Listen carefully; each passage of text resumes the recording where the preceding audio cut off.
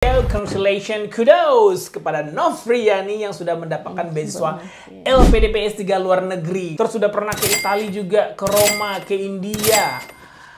Luar biasa. Hi Mors, my name is Novriani. You can call me Yani. Alhamdulillah tahun ini dikasih kesempatan untuk dapat LPDP S3 jalur luar negeri. Negara Indonesia mau menginvest seorang Yani. Ini bukan dosen, ya, bukan benar. peneliti, ya. bukan PNS, ya. Ibu rumah tangga. Ibu rumah tangga, ya. betul, pasti. Nah, terus perempuan juga. Kenapa sih LPDP milih lu?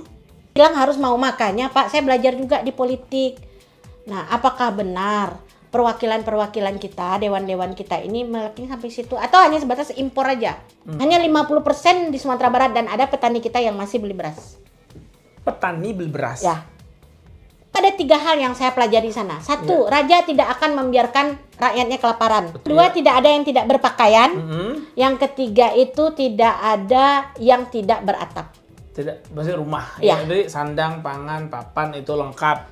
Kita nih mau bilang orang Indonesia ini apa? Kita hanya perakit. Yeah. Nah, ini harus selesai oleh kita sendiri. Kamu akan menjadi orang yang akan menetap di luar negeri atau kembali? Saya pulang, Pak. Yakin? Yakin. Kapan? Kenapa lagi uang dicari sampai kapan dicari uang, Pak? Selama ini saya mengerjakan kegiatan nggak ada pakai uang kok. Iya. Apa kata mereka? Apa kata mereka? Apa kata mereka? Dan apa kata mereka? Saya ingin memberikan yang terbaik untuk orang tua saya. Jauh-jauh kuliah, terus peladang juga. Pengen membuktikan bahwasanya saya tidak tua. Gimana nih kalau seandainya guru bahasa Inggrisnya IELTS-nya yang pas tengah? Jadi pengkhianat bangsa, pengkhianat bangsa. Cepat kaya datang ke TEM.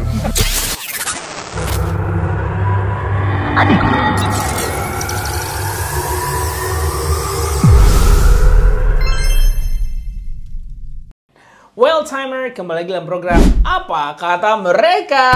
Yay, way to go, congratulations, kudos kepada Novriani yang sudah mendapatkan beasiswa LPDP S3 luar negeri. Nah, keren nggak tuh? Luar biasa, selamat, alhamdulillah ya. Luar biasa, di usia 41 kamu dapat surprise dari Allah, kamu lulus LPDP. Sepulang dari Thailand langsung dapat pengumuman LPDP. Gila, luar biasa, Masya Allah. Berkah apa lagi? فَبِأَيِّ آلَاءِ رَبِّكُمَا تُكَذِّبَانِ. Nikmat mana lagi yang kamu dustakan seorang Yani? Insya Allah tidak akan mendustakan apapun. Wow, ini perjalanan panjang. Waktu pertama sebelum landing di Indonesia, Yani sudah belajar di TEM sebagai student online. Waktu bersama Miss Tilly langsung ke Australia ya, online. Kemudian dilanjutkan Privatnya dulu, offline. Kemudian habis itu online. Kemudian offline lagi, setelah pandemi, intensif. ambil intensif bareng-bareng kelas Indah ya. Indah udah di Inggris sekarang. Tapi kamu akan menyusul ke Italia. Amin. Panjang kali lebar nggak perlu kenalkan, aktivis perempuan juga, partai juga, peduli climate change juga, food resilient, persistent and perseverant, apa itu bahasanya ya. Terus sudah pernah ke Italia juga, ke Roma, ke India. Luar biasa. Dan yang terpentingnya adalah orang lapangan yang tetap mau mengupgrade skill untuk naik level terus, scale up terus bidang pendidikannya. S2 udah, alumni S1-nya UNAN, S2-nya Bung Hatta tentang kebencanaan, S3-nya tentang food and climate change. Nah, ini riset yang dicari-cari Australia banget nih ya.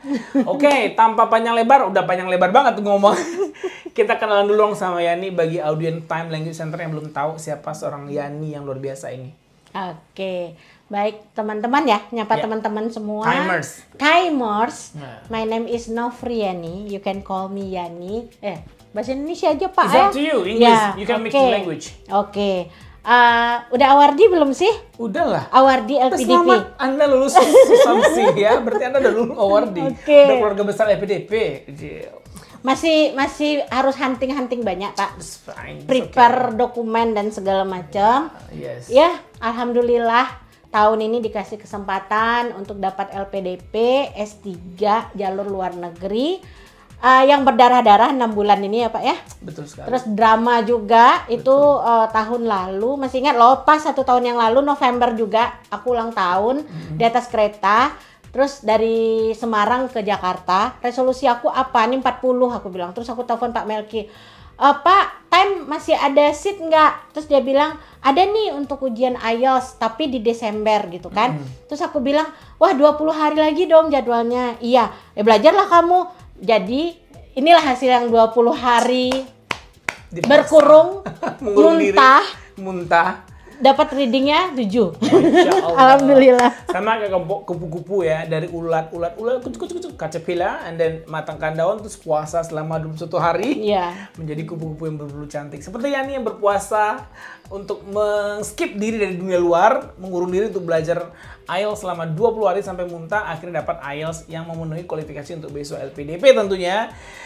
Well, Yani, pertanyaan pertama gue adalah kepada lu, kenapa sih negara mau buang duit buat lu? Maksud gue, kenapa negara Indonesia mau menginvest seorang Yani? Oke. Which is ya. Secara dia bukan dosen, Iya, bukan benar. peneliti, Iya. bukan PNS. Iya. Ya? Ya. Ibu rumah tangga. Ibu rumah gitu tangga, ya. betul, pasti. Nah, terus perempuan juga. Kenapa sih LPDP milih lu? Nah, kalau jawaban pastinya nggak tahu Pak Melki. Tapi saya diserang juga nih sama pewawancara saat interview kemarin. Jadi waktu wawancara substansi saya diserang habis-habisan tentang Sebentar, hal ini. ini S3 lagi. S3. Publikasinya juga Q1 belum ada. Belum ada Q2 Q1. juga ada. Belum Sinta ada. berapa? Belum ada. Belum ada publikasi Belum sama ada. sekali. Mind blowing. Kenapa Anda bisa lulus sih? Saya nggak tahu, tapi saya harus jawab dengan pede. Yes. Satu, di esai saya menceritakan bahwa semua pengalaman saya di lapangan, saya bekerja di kebencanaan, saya bekerja pemberdayaan masyarakat, saya bekerja ke Mentawai, saya bekerja lintas provinsi, dan semua itu murni untuk masyarakat. Itu key point saya berangkat dari situ. Jadi hampir 15 tahun bersama-sama dengan masyarakat. Dan saya juga bergabung dengan teman-teman ya di lapangan jadi fasilitator untuk pengurangan risiko bencana. Itu key point pertama. Yang kedua, background pendidikan saya S1 dan S2 tuh nggak sama, nggak linear. Betul. Istilah orang sekarang Ya, tuh nggak linear. nggak linear. Makanya saya nggak bisa jadi dosen, Pak Melki. Jadi researcher lebih banyak duitnya. Iya. Nah, semoga perjalanan S3-nya lancar. Apakah itu ke Italia atau EDN nanti pilihannya juga akan ke Australia, itu kita belum tahu seperti apa. Proses ya, kita serahkan ke LPDP dulu prosesnya. Terus IELTS-nya juga memenuhi kriteria ya. Kalau ke Italia langsung cus. Dan juga semoga yang paling ditunggu adalah risetnya yang roadmap tadi yang sangat dibutuhkan oleh pemerintah Indonesia, khususnya provinsi-provinsi yang ada di pantai barat Sumatera. Oke. Satu hal yang tidak boleh berhenti adalah tetap berjuang. Never say give up, never say I'm done with this, tapi seberapa kali kamu jatuh dan seberapa kali kamu bangkit, itulah yang terpenting. Tetaplah berkumpul dengan circle-circle yang membuat kamu akan mampu mencapai mimpi-mimpimu. Kalau kamu berkumpul dengan orang-orang yang akan mendiscourage-mu, jauhkan itu karena itu toxic. Kalau kamu nggak tahu mana circle-nya, datang saja ke Time Language Center. Karena di sana sudah terbukti. Tidak hanya janji-janji, apa istilahnya itu?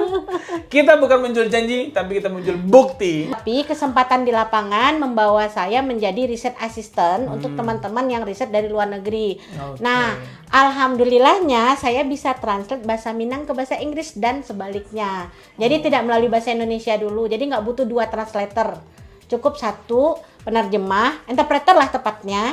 Jadi saya mengerti tuh kalau menerjemah itu tidak hanya mentranslate antara Inggris dan bahasa Indonesia atau bahasa Minang, tapi juga makna apa yang terkandung ketika ada yang malu menyampaikan, ketika apa saya bilang oh mereka malu. Terus saya mencari trik. Nah, ini betul butuh skill lapangan. Betul sekali. Nah, triknya agar orang mau bicara itu apa. Terus kalau dia jawab iya, iyanya tuh seperti apa. Peneliti tuh butuh insight yang lebih. Sehingga dia bisa merasa menjadi bagian dari komunitas, dari masyarakat yang dituju. Okay. Itu dulu. Nah, terus yang terakhir itu saya diserang habis-habisan. Tidak akademisi, tidak PNS, tidak peneliti di satu badan seperti BRIN dan lain-lain itu, tidak juga pejabat di LSM asing, internasional, nasional yang ada di Indonesia.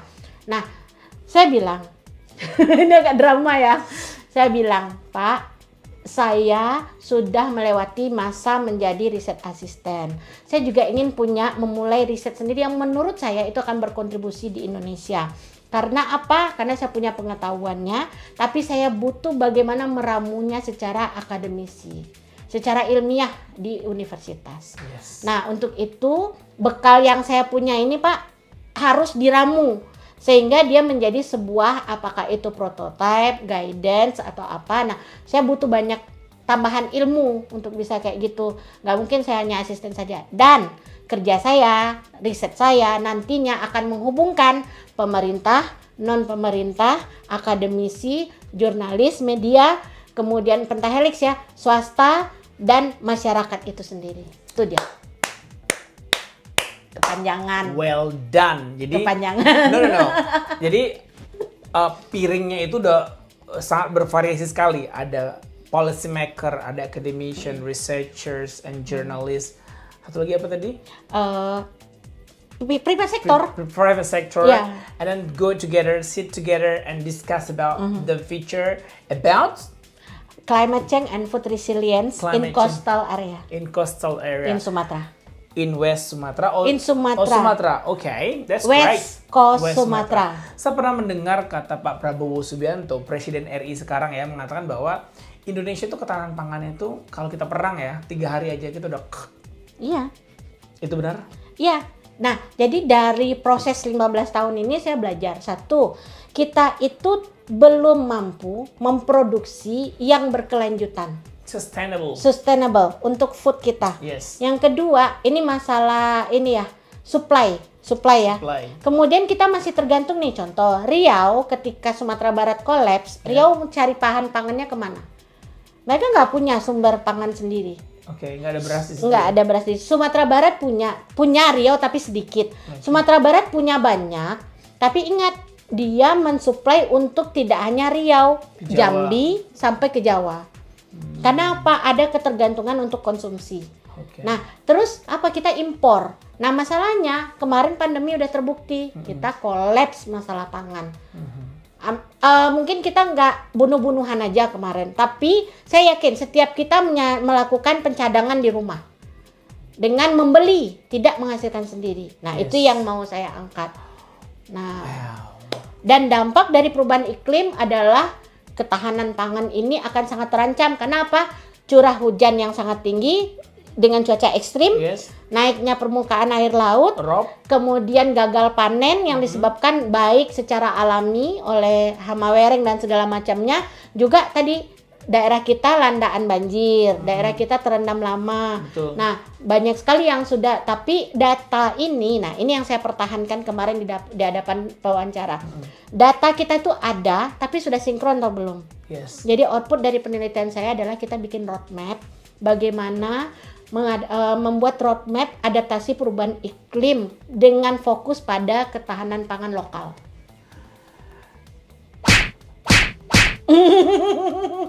Speechless. Gitu Pak Melki. Jadi gini, kita nggak pernah berpikir. Akhirnya saya menemukan ya, tapi nggak tahu nih teman-teman pasti periset lain pun menemukan banyak hal. Yang saya temukan adalah ini piring saya. Di dalam piring ini ada beras pastinya, ada lauk pauk. Dari mana dia berasal? Apakah besok masih ada yang seperti ini? Jumlahnya akan sama atau tidak? Pak Melki pernah ngalamin kan makan nasi yang nggak sebanyak porsinya yang sama dengan hari ini? Betul. Dan itu melihatnya saja sudah menarik energi kita. Apalagi kita memang nggak perut kita ini udah terbiasa dengan 500 gram nasi misalnya gitu sehari. Nah, tahu-tahu kita nggak isi tuh. Nah, itu akan mengganggu metabolisme. Ketika metabolisme terganggu, itu efeknya besar sekali. Nah, wow, ini udah. Itu baru bicara piring, belum bicara nutrisi ya Pak. Iya, Nah, wow. Jadi itu yang saya harus maksimalkan. Alhamdulillah dapat beasiswanya. Oke, user dari riset ini siapa nanti? Pemerintah pastinya, kalau pemerintahnya mau. Tapi harus mau. Saya bilang harus mau, makanya Pak, saya belajar juga di politik. Nah, apakah benar perwakilan-perwakilan kita, dewan-dewan kita ini meleking sampai situ? Atau hanya sebatas impor aja? Impor aja semua. Di Thailand beras kemarin 7.000 sekilo. Sekilo? Sekilo. Saya beli kemarin itu sekilo 116.500 Berarti sekilo. 16.000 500 sekian. rupiah per kilo. Nah, Ya. Wow. jadi di Thailand tuh beras, Thailand itu nggak mungkiri karena sistemnya kerajaan. Terus dia produksi beras dengan harga murah 7.000 sekilo. Tapi itu chemical ya. Kalau mau yang organik tentunya lebih mahal. Tapi kenapa? Setiap jangankan provinsi, setiap desa itu dia udah bersuasembada di desa itu. Jadi 100% kalau hasilnya 100% itu 10 ton, maka 5 ton itu untuk konsumsi mereka agar standby ada simpanan beras. Untuk pribadinya ya? Pribadi. Okay. Yang 5 ton lagi, yang 2 untuk supply internal, 3 untuk ekspor. Oh, berarti sudah ada 30%. Percentage dari panen tahunan dari Thailand. Kita belum punya. Belum. Sumatera Barat belum punya. Enggak. Itu makanya mau dibuat food estate. Nah, ini ada salah kaprah Are you lagi untuk kidding food me? estate. Serius nih Sumatera belum punya? Sumatera Barat itu saya tanya, saya belum menemukan datanya yang pasti ya, tapi saya tanya dan data ini harus diekspos oleh Dinas Pertanian harusnya. Ya. Kalau kita punya 100% hasil panen, kemana perginya? Dari yang saya observasi di lapangan, 50% itu keluar Sumatera Barat. Hanya 50% di Sumatera Barat dan ada petani kita yang masih beli beras. Petani beli beras? Ya, petani beli beras. 2 bulan pertama dia nggak beli, menjelang dia panen dia beli beras. Oke, berarti Walaupun dia beli ke petani lain di desanya yang sama, berarti di kampungnya. stoknya dia tuh nggak ada edukasi ya. Saya belum dengar juga ya. Nggak ada edukasi dari pemerintah bahwa sekian persen untuk dia, ini persen untuk ini. Tidak semua Tidak ada melakukan regulasi, itu, tidak ada regulasi. Oke. Nah, terus ini Pak Melki satu lagi, ini panjang ya kalau kita kaji panjang. Kebutuhan untuk biaya pendidikan, biaya kesehatan mengharuskan orang, terutama pendidikan yang paling besar di kampung-kampung ini, itu mengharuskan orang untuk menjual beras yang dipanennya, untuk bisa mengirim kepada anaknya di kota yang sedang bersekolah. Wah, ini panjang kaji ini. Jadi, nah kalau di Thailand tuh ada 3 hal yang saya pelajari di sana. Satu, raja tidak akan membiarkan rakyatnya kelaparan. Betul, bagus. Berarti ada sumber pangan. Mohon maaf dengan teman-teman, saya nggak tahu nama lembaganya apa, tapi ini kayak lembaga pemberdayaan masyarakat atau sosialnya dari sistem Buddhis atau apa gitu. Nah, dia menyediakan tuh cadangan makanan tuh standby. Nah, nggak ada yang kelaparan. Kalau nggak ada makan pergi situ. Zaman kita Rangkiang. Nanti kalau saya tarik ke Minang nanti panjang lagi nih. Nah, ini terus bisa yang kedua, 5 episode nih apa Ya. kata merekanya ya. 1 tidak akan ada kelaparan, 2 tidak ada yang tidak berpakaian, yang ketiga itu tidak ada yang tidak beratap. Tidak, maksudnya rumah. Ya. Jadi sandang, pangan, papan itu lengkap. Oke, menarik nih. Sekarang kan orang tua pada ini kan terkait dengan riset Anda bahwa food resilience and juga food sustainability food.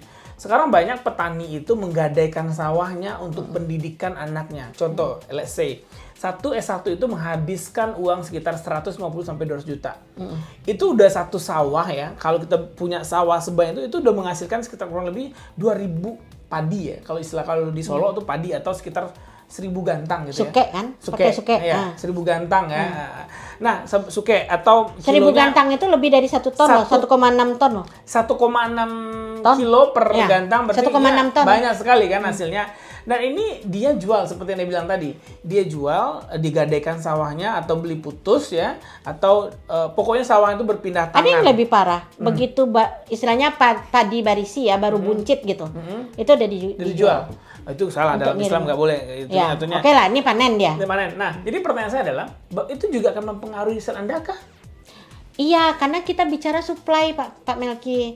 Supply-nya ini contoh Padang. Padang tuh punya daerah penyangga, Kuranji. Nah, Kuranji ini daerah pertanian. Dia mampu per hektarnya tuh menghasilkan misalnya 3 ton lah. Janganlah bicara 4 sampai 7 ton, 3 ton saja. Nah, 3 ton tuh manajemennya seperti apa? Oke, itu yang mesti Mungkin sudah ada riset yang terputus-putus. Nah, saya akan menyambungkan data ini nih. Harapan saya ya. Oke. Plus yang lebih seksi adalah climate change. Ya. Karena curah hujan sekarang itu luar biasa. Kita nggak bisa ngelihat curah hujan tuh tiba-tiba sampai got depan rumah orang itu nggak bisa nampung hujan, akhirnya melebar keluar. Akhirnya sekarang ukuran got itu diperlebar dan diperdalam. Karena memang curah hujannya sudah tidak ini. Nah, ini pengaruh perubahan iklim. itu terhadap apa aja? Masa tanam kah? Yang pasti kalau di pertanian itu kalender musim namanya. Kalender musim. Di kalender musim itu ada masa tanam, masa panen, masa menyiapkan lahan dan segala macam itu pakai kalender musim. Nah itu udah lengkap tuh Pak Melki. Dalam setahun itu nanti ada dua, ada hitungannya yang kalender hijriah, ada yang hitungannya tuh kalender masehi. Jadi berdasarkan bulan atau berdasarkan hijriah matahari. Okay. Nah tapi rata-rata di petani kita itu kalau ilmu tradisionalnya, ilmu masyarakat Minang itu adalah hijriah. Hijriah. Jadi mereka tahu tuh kalau bulan puasa ini nanti mereka harus panen sebelum bulan puasa misalnya, atau di minggu pertama puasa dia panen. Sehingga nanti sampai ke lebaran itu nggak terganggu ibadah. Nah setelah itu nanam. Nah masalahnya ada perubahan iklim, curah hujan tinggi, sehingga benih padi mau panen, banjir, hanyut, hilang. Lagi enak-enak padi berisi, kan musim kering nih panen, kering atau kemarau. Nah, atau tidak ada musim hujan lah, berkurang curah hujan, tapi hama tikus menjadi. Nah, sehingga panennya 50% atau 60% habis sama tikus. Nah, kemudian dulu itu ada beberapa praktek-praktek revolusi hijau ya, yang untuk produksi peningkatan intensifikasi hasil pertanian dan segala macam. Nah itu berakibat buruk setelah puluhan tahun. Tanahnya? Tidak hanya tanah, terhadap kondisi lingkungan. Tidak hanya tanahnya. Contoh, tikus itu dia jadi punya masa lebih besar, lebih banyak. Iya, populasinya lebih tinggi. Tikus juga insektisida insek serangga juga banyak. Iya. Berarti atas bawah dong. Semua kalau sekarang tuh kalau gagal panennya tidak hanya masalah alam yang curah hujan dan lain-lain aja, tapi juga lingkungan itu adalah habitat hewan yang ada dan mempengaruhi. Sama kita belajar dulu ular makan tikus gitu ya. Nah, tikus sekarang ular nggak boleh dihitung lagi karena dia udah lari ke hutan, lebih banyak ke hutan daripada ke sawah karena ada pestisida. Jadi ularnya nggak makan tikus lagi, tikusnya nggak takut mau ular, tapi tikusnya resisten loh dengan pestisida, mampu beradaptasi. Dengan pestisida? Ada yang ular nggak bisa. Kalau ular nggak, betul mungkin karena memang itu ya. Kuat kali biologisnya ular gitu. Lari ke hutan akhirnya. Oh sama ya kayak ini. Nanti kita bahas lebih panjang ini. Oke, jadi luar biasa. Ini menyangkut hajat hidup 8 miliar manusia. Di Indonesia. Di dunia. Di dunia. Kan ada 8 miliar makhluk hidup yang makan ini. Berarti kalau dia makan sebulan itu 10 kilo, berarti ada 80 miliar. Ya, anggaplah seperti itu. Kita perkecil lah. Sumatera Barat 5 juta orang. Climate change itu segitu dahsyatnya berimpact terhadap keberlangsungan manusia hidup. Karena nggak mungkin dong kita beli pil astronot kenyang 6 bulan gitu. Nggak mungkin, itu nggak ada juga barangkali ya. Jadi bicara semua ilmu sekarang kan udah banyak tuh di YouTube bilang bahwa pangan itu nomor 1. Kalau nggak tuh nggak ada FAO namanya Food Agriculture Organization, nggak ada namanya World Food Program WFP-nya.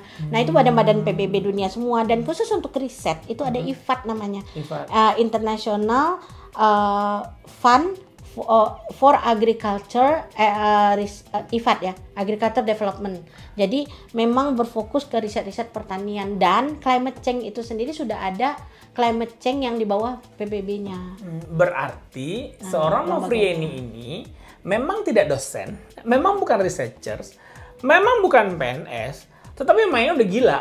Wajar she deserve for this scholarship, dan rugi banget Indonesia kalau nggak menyokolain Yani untuk mengkaji tentang sustainability foods and dengan impact dari climate change yang kita rasakan saat ini. Tiba-tiba hujan, tiba-tiba panas, sehingga baru aja mau nanam udah hujan, mati lagi itu benih, kebanjiran, busuk.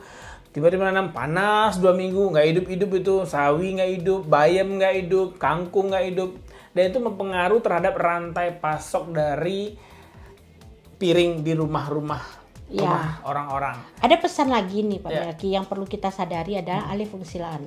Alih fungsi lahan, sawah jadi perumahan, sawah jadi perkebunan, sawah menjadi ladang jagung. jagung. Ya, Jagung juga nggak cukup. Nah ini satu orang sawah ya. dijadiin jagung, terus jagungnya Jagung juga dijual, nggak cukup. terus beli lagi beras gitu Nah, loh. jadi salah seorang researcher kita yang dia peneliti makanan pakan. Nah, kalau manusia kan Pakan untuk hewan ya, untuk ternak. Ya, sekarang Pakan lagi ternak. di Saskatchewan University di Kanada. Dia ngeriset makan pengganti dari ya yang jagung apa gitu Iya, ya. ternak ya, ternak. ya. Nah, karena ternak juga berebut makanan. Kenapa Ya. ternak berebut makanan? Karena manusia juga makin banyak. Dulu ayam produksi sekian cukup, sekarang ayam nggak cukup-cukup lagi. Karena jumlah manusia banyak, berarti inline ya, linear dengan semua kebutuhan. Sekarang ada data terbaru, tapi saya nggak tahu angka pastinya. Saya nggak berani bilang angka pastinya. Indonesia itu pengkonsumsi terigu terbesar untuk Terigu? Asia Tenggara. Terigu. Berarti impor dari sini, Ukraina. Nggak hanya dari Ukraina, dari Amerika, produk Yes. terigu. Jagung terigu juga ini. impor dari Iya. Amerika. Kedelai juga. Karena ini di luar masalah politik impor ya. Ada Yes. pula kita belajar politik Yes, impor. yes. Tapi ini adalah memang ketergantungan masyarakat Indonesia mengkonsumsi pangan sudah non beras tapi ke terigu gitu loh. Harusnya kan pangannya itu dari non beras itu ke lokal, ke ubi misalnya, Ubi kentang, sweet kentang potato, lokal, potato, ya, ubi seperti jalar itu, atau ya. ubi kayu, Atau sagu, betul. sagu. Nah, Oke, kita kayaknya PDP udah nggak salah pilih nih ya. mudah-mudahan Udah nggak salah pilih. bisa nyelesain ya. Ini sekolahnya. roadmap ditunggu-tunggu banget ya roadmapnya karena at least Sumatera itu ketahanan pangannya selesai. Belum lagi bencana tsunami, ancaman Sumatera ya. Iya, dan Sumatera bagian barat itu terancam oleh kawasan pesisirnya itu banjir. Banjir. Dan kota-kota urban itu di kawasan Pesisir pesisir. semua. Ya, Another- dengan penduduk yang padat. Exactly. Another challenge is kontur kita tuh bukit. Landscaping kita kan dikit flat dikit langsung bukit sampai gitu. Nah itu juga tidak mungkin lahan pertanian ada di situ. Nah, makanya saya itu bidang studinya yang saya tuju itu adalah landscape and environmental. Jadi landscape dari daerah, kemudian bagaimana lingkungannya, tapi tujuan saya itu tadi adaptasi perubahan iklim dan keberlanjutan pangannya. Kemarin saya nonton sebuah tayangan di Cina luar biasa ya. Dibikin kolam, dibawa ikan, di atas tanam padi. Dan padi itu bisa luar biasa. Ya. Padi itu kayak dalam apa paralon gitu ya, nanti tumbuh. Jadi padi itu hidup, ikan hidup. Jadi ikan hidup untuk dipakan, nah berasnya ada untuk tanah jadi nasi sehingga get one get one free gitu ya. 2 in 1 dalam satu lahan bisa dua kebutuhan pokok itu protein dan karbohidratnya bisa masuk di situ. Iya. Itu keren banget ya menurut saya. Nah, mudah-mudahan dengan risetnya ini yang roadmap tadi bisa terselesaikan sehingga kamu akan jadi pembicara nih di berapa provinsi Sumatera ya? 7 ya? 7 provinsi di kawasan Sumatera.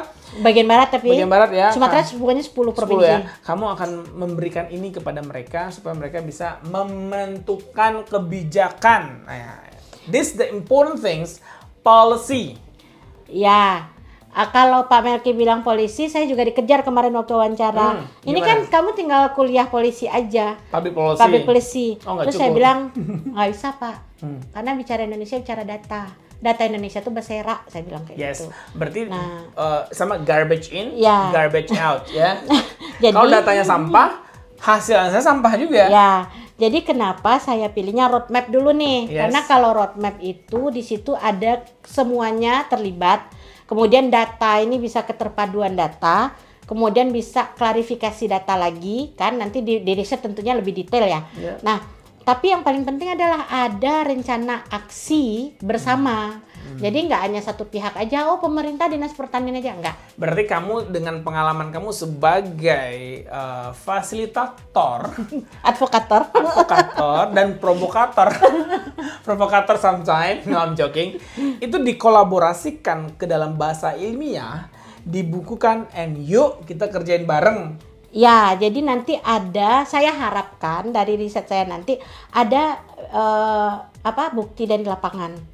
Nah, berbasis bukti dia, sehingga kebijakan itu, nah roadmap ini bentuknya sederhana Pak, tapi yang ada itu baru adaptasi perubahan iklim saja. Nah, saya persempit lagi nih, boleh adaptasi perubahan iklim kan besar nih kerangka aksinya, kita ambil yuk yang masalah pangannya gitu. Oke, saya tertarik, bukan tertarik ya, saya lihat kemarin postingan dari salah seorang anggota DPR RI yang bernama Cindy. Is it? Iya, beliau di correct Komisi me. 4. Komisi 4 bicara Pertanian. soal pertanian Dan perikanan. dan problem Gen Z, saya pun lah malas. Kenapa? Pupuk mahal. Punya lahan pertanian sekali panen cuma 4 juta, itu 4 bulan. Nggak mungkin dong hidup sebulan sejuta, belum sekolah anak, belum ini, belum itu. Apa sih yang mau Anda suarakan buat dia?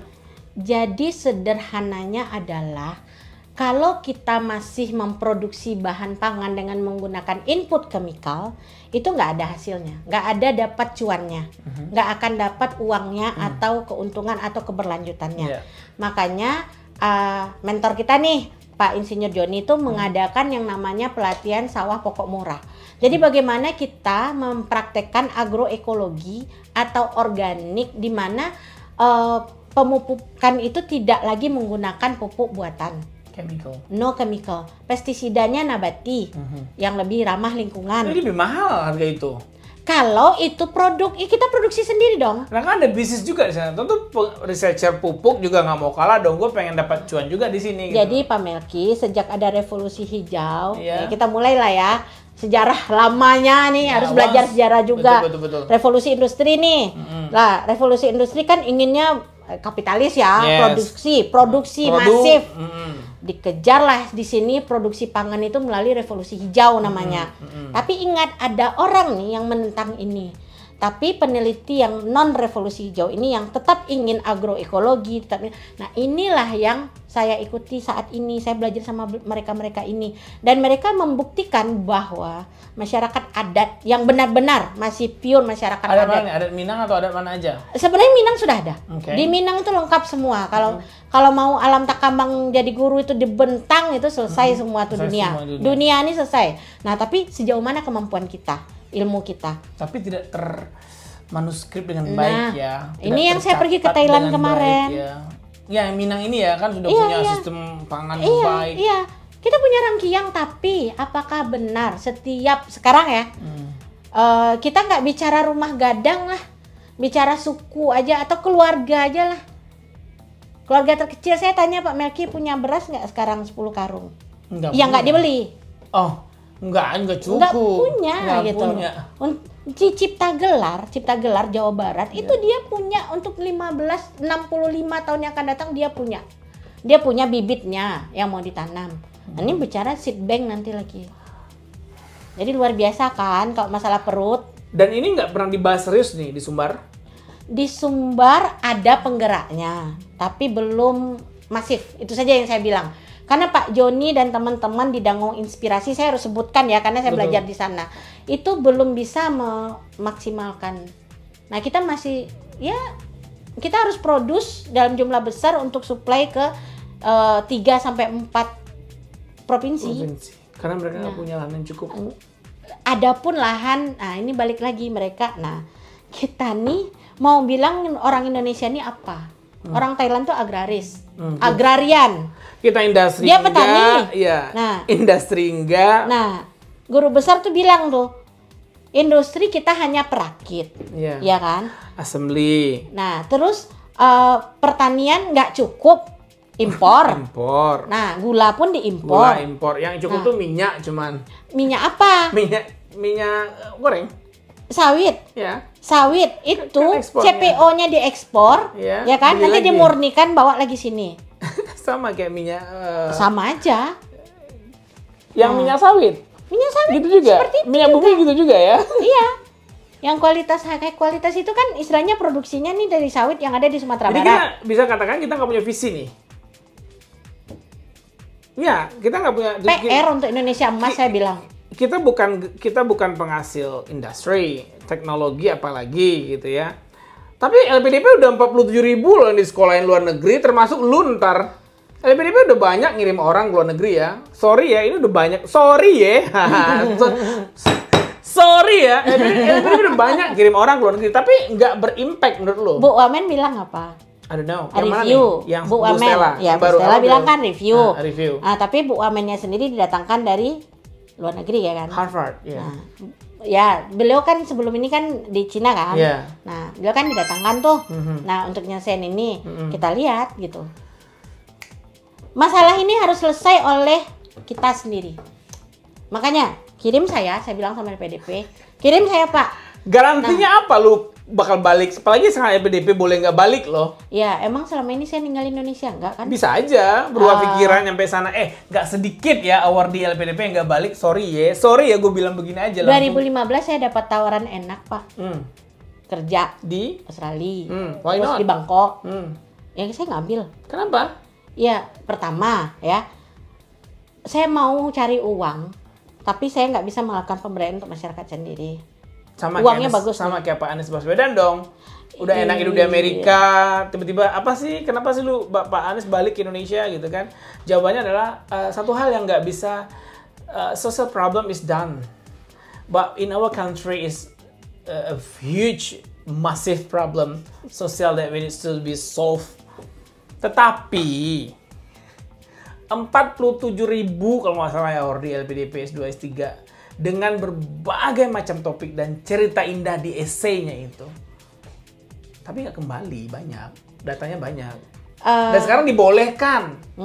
Nah, kamu akan menjadi orang yang akan menetap di luar negeri atau kembali? Saya pulang Pak. Yakin? Yakin. Kapan? Kenapa lagi uang dicari sampai kapan dicari uang Pak? Selama ini saya mengerjakan kegiatan nggak ada pakai uang kok. Iya. Jadi Anda pulang setelah Anda tamat kuliah atau internship 3 tahun dulu atau 4 tahun dulu atau postdoc dulu atau apa? Jadi kemarin tuh kan saya ditanyain, banyak tuh teman-teman cukup dengan S2 aja kok kerja di LSM, pemberdayaan dan segala macam, tinggal dapetin donor luar negeri. Iya, terus kita jadi hanya penyuplai data untuk orang-orang luar negeri. Bukan pemikirnya. Keren nih jawabannya. Tolong ya, bagi Anda yang bukan dosen, PNS, researcher nih, tiru kata-katanya nih. Emang kita mau sebagai penyuplai data saja? Ya, terus Indonesia dikasih standar Amerika gitu, atau di standar di Eropa. Terus kita nggak bisa nge-grade sendiri. Secara kita pinter-pinter loh. Nah, di Mentawai itu, ya kan, di Mentawai nih, standar kemiskinannya apa? Ya, mana tuh nah mungkin nggak tahu gue. Pertama, Nah. masuklah nih KPI standar nih Yes. dari Amerika lah. Amerika Ini lagi. pasca bencana ya. Amerika atau Eropa ya gitulah, beberapa lembaga ya yang dari, saya harus bilang Amerika dong, walaupun di Amerika tuh banyak negara lainnya gitu kan. Nah, mereka masuk nih standarnya, 1, dinding kayu itu miskin, lantai Gue tanah. miskin dong, kan dinding kayu. Nah, lantai tanah itu Iya. miskin. Oh, gue lantainya Nah, papan. atap daun rumbia itu miskin. Enak banget sekarang, nggak panas. Nah, terus tidak ada listrik itu miskin. Oke, itu Amerika bikin standar. Iya, dibawa ke sini. Makanya keluar angka kemiskinan di Indonesia itu sekian. Oh, I thought that's researcher Itu from pasca tsunami Indonesia. saya belajar itu. Oh, gue pikir itu orang Indonesia yang riset angkanya sekian. Enggak ya? Petani kita dibilang miskin, ya. Emang banyak. Pergi, satu lahan Bapak punya berapa? 1 hektar. Sana 1 punya hektar. puluhan hektar. Ya, dia bilang 1 hektar ya. Iya. Saya punya 1 hektar. Bapak punya tanaman kakao berapa? 100 batang. Bapak punya tanaman pisang berapa? 40 batang. Bapak punya alpukat berapa? 50 batang. Di mana itu Pak? Di 1 hektar itu gitu loh. Terus dibilang miskin. Dibilang miskin. Karena? Lahannya cuma 1 hektar. Oh, berarti patokannya lahan. Lahan, luasan. Nggak dipakai. Karena apa? Mereka pakai monokultur. Satu jenis tanaman di kita satu mah lahan.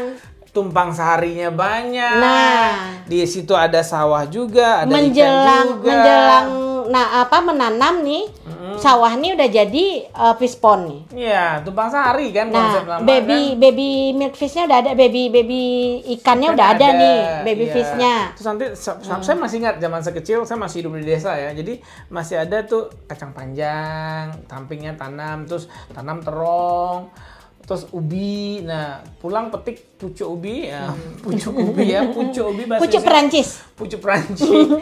Pucuk daun ubi diambil, terus ambil terong, terus dikukus, direbus. Itu kapan Pak? Once when I was child, once upon a time. 20, 30, Quite a 40, bit 30 years ago. 30 years ago. 30 years ago. What happened today? Never ever. Not even my children. Sudah balik kampung, udah lihat di kampung sekarang? No. Daun kunyit dibeli, daun jeruk dibeli, kunyit dibeli, Ruku-ruku. lengkuas dibeli, ruku-ruku dibeli, beli semua. Karena sibuk. Apa yang sibuknya apa? Sibuk. Cari hidup. Terus ada yang namanya di Indonesia ini buruh tani, kan? Iya ya. Nah, Ini perlu sosiologi juga, riset gabung dengan riset Anda sepertinya. saya harus Oke, belajar kita banyak, tunggu. Pak Melki. Kita kembali ke topik. Semua nih, daging semua guys. Nah, LPDP udah kita anggap clear ya. LPDP berarti LPDP layak. Insya Allah. Insya Allah. Kita tunggu banget nih riset Anda dan implementasi riset Anda. Dasarnya Anda langsung pulang ke Indonesia dan Ya, insya Allah. dan kita terapkan sama-sama ya. Sama-sama. Nah, seperti Time Language Center yang sudah rela lo gitu kembali. ke tanah Kalau air Tem nggak tercinta. pulang, saya nggak dapat LPDP loh, Pak Melki. Ya, Masya Allah, tabarakallah ya. Amin. Ratusan dari lembaga LPDP. kecil ini, Time Language Center yang ada di Sumatera Barat, di kota kecil Padang, yang kita juga menyuarakan ke LPDP. Betul. Pilihlah kita sebagai tempat persiapan bahasa. Karena alhamdulillah setiap tahun tuh kita kayak WAV nih. Ini tahun ini aja yang award terakhir itu 49. Yang beasiswa nih udah 3 orang yang lapor lulus beasiswa. Tahap ini, tahap sebelumnya kan udah berangkat. Yang juga. AS 1 orang lapor lulus beasiswa. Yang beasiswa-beasiswa yang lainnya, nah alhamdulillah udah banyak juga. Nah, kalau semua orang berpikir untuk tinggal di luar negeri semuanya, siapa yang akan membangun negeri ini? Bayangkan. Bayangkan, Pak. Can you imagine? Ya. Jadi Pak Melki, saya melihat satu Time itu punya nilai core value. Ya, core value-nya apa? Saya diterima di sini dengan segala keterbukaan dan kelancaran arus informasi. Kebayang nggak sih? Udah tua kayak gini bisa termotivasi, berarti ada motivasi di sini. Motivasi itu nggak hanya cukup motivasi aja, jalan di Rambahan. Dibukaan jalan stay. Nah, ketika ketidakmampuan mencerna sesuatu, saya datang ke Time berdiskusi dengan teman-teman yang udah pulang dari luar negeri. Ada nih di momennya saya dapat berkomunikasi. Iya. Tuh. Nah, ini adalah value, Value. nilai. Nilai. Terus yang kedua, mau curhat apa aja curhat gitu. Palu gak ada, apa lu mau, gua ada. Karena gini, ketika kita belajar bahasa Inggris nih, Yes. kebayang nggak sih saya tuh harusnya belajar bahasa Inggris umur 20 Pak Melki. Iya. Atau umur 15 Iya, atau umur betul. 10. Ini sekarang belajar mama. Iya, Pakai kebaya waktu itu belajar. pulang Barale harus juga belajar kan. Harus belajar. Nah, terus saya ngurus Masya Allah. Pak Anies juga saya belajar. Belajar Nah, juga, Dan luar itu biasa. proses panjang Proses bagi saya. panjang, ya. Tapi saya melihat bahwa nilai di luar, kesetaraan itu dibawa sama Time ke dalam. Ke sini, ke student-studentnya. Dan Time lingkungannya tuh nggak ada yang merasa rugi satupun. Baik mentornya, baik teman-teman di sini sama-sama belajar. Kalau ada yang merasa rugi, saya rasa dia akan terkick out dengan sendirinya. Iya, keluar dari sistem akhirnya. Iya. At the end. Ya, in the end. Saya bolak-balik di sini 2022 kan, saya mulai yang untuk intensif kan. Iya. 2024 nih 2 tahun effortnya nih. Betul. Nah, dan itu pun dengan merangkak saya memperbaiki IELTS itu. Nah, tidak semua lembaga mampu membuat orang betah, sabar. Tetap berproses. Tetap juga ada motivasi di situ. Nah, kan nggak pernah timnya Time itu membuang muka dengan saya. Enggak pernah lah.